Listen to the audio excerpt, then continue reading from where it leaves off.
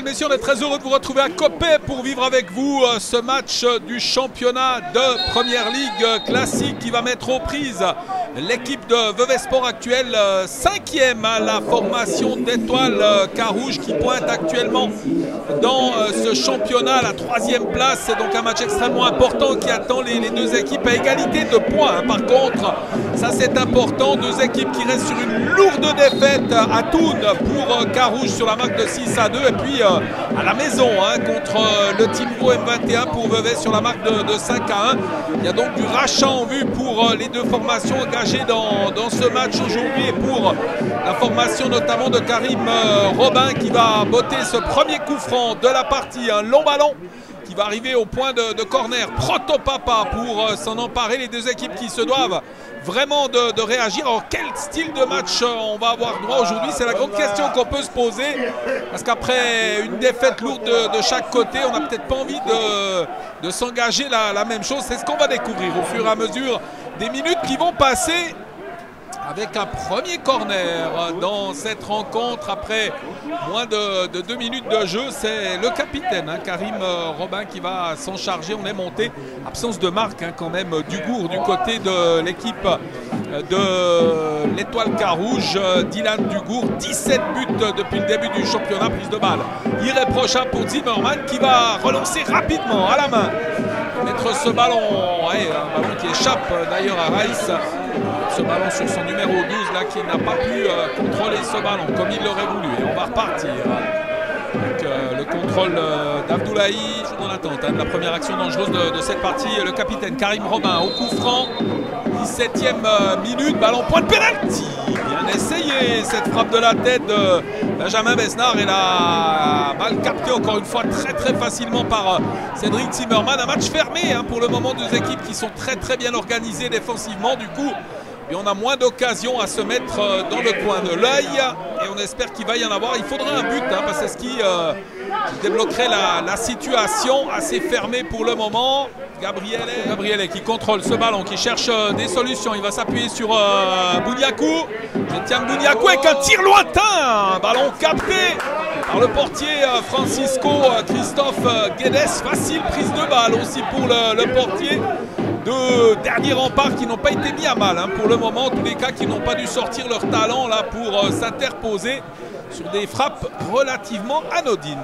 Stevo Gazic pour ce coup franc de la 27e minute en faveur des joueurs vaudois. Gazic qui s'élance au 5 mètres. Oh, c'est bien fait de la part de Gabriele qui peut marquer. Superbe geste de Marco Gabriele qui marque son 3e but de la saison, d'un superbe retourné là dont il a le secret, le numéro 29. Eh ben, on l'attendait ce but qui vienne d'un côté ou de l'autre pour décrisper cette situation qui était assez compliquée avec même très peu de spectacle à se mettre sous la pupille. Et bien là, c'est une très jolie réussite marquée par Marco Gabriele qui lance véritablement ce match après 28 minutes.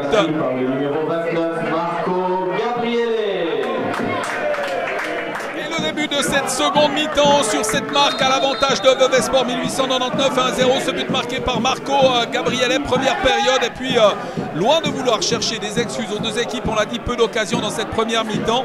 On l'a déjà dit, en premier lieu, il y a eu cette défaite de chaque côté, du côté de Thun et puis du côté de Coppet face à l'équipe du Timbo pour Vevey Sport.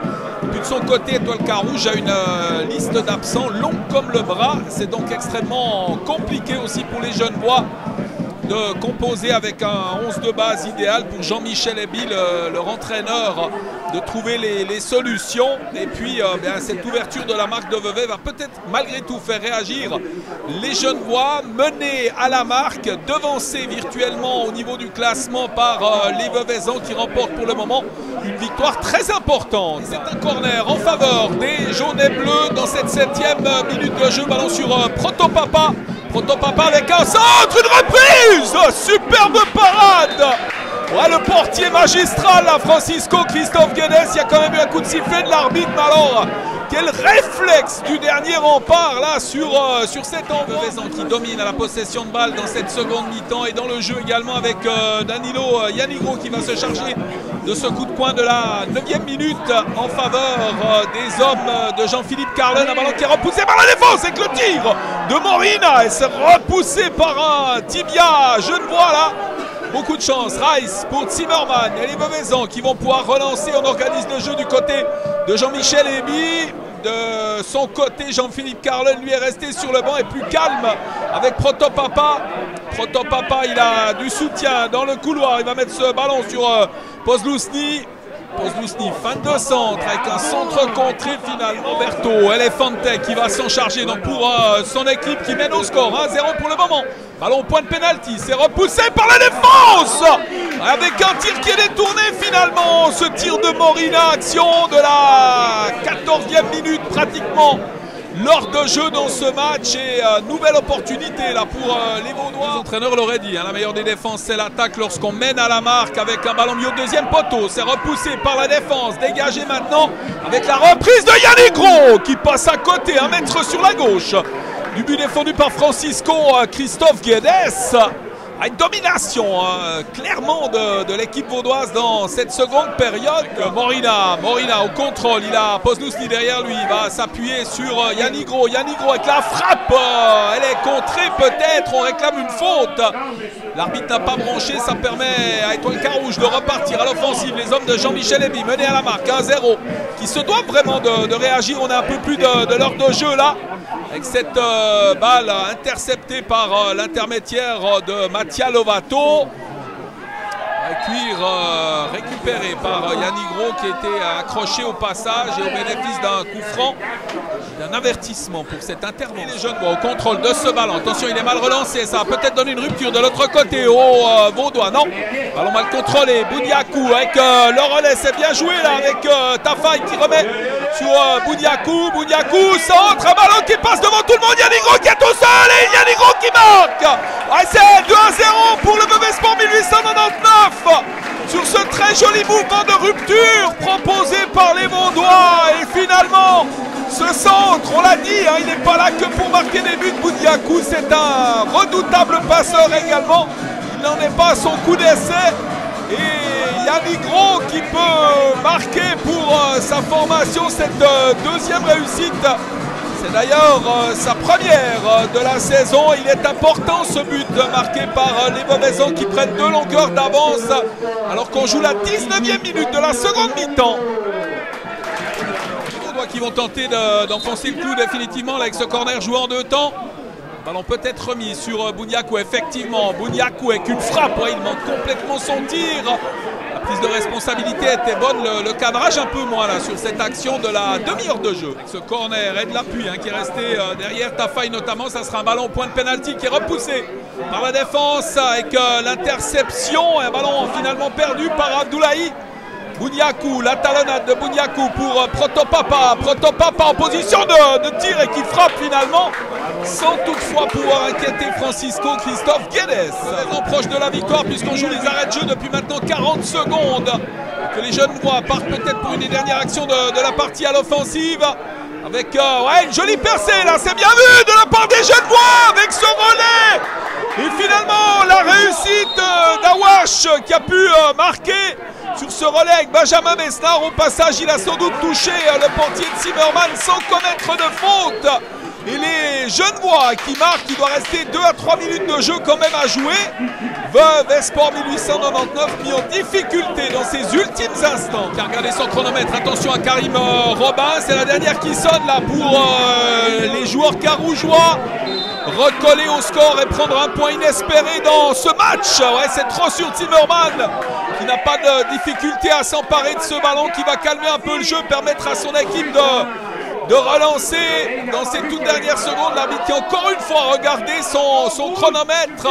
Il ne devrait plus tarder à siffler la fin. On est dans la 48e minute de jeu de cette seconde période.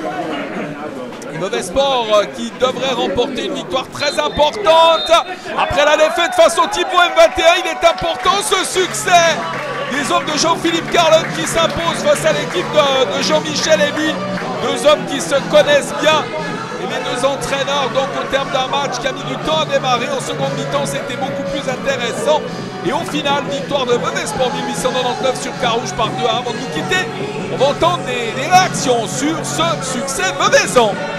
Effectivement, il n'y avait pas grand-chose ce soir. On a une malheureuse frappe à la fin où on marque, mais c'est la seule occasion du match. Défensivement, on n'était pas vraiment là non plus.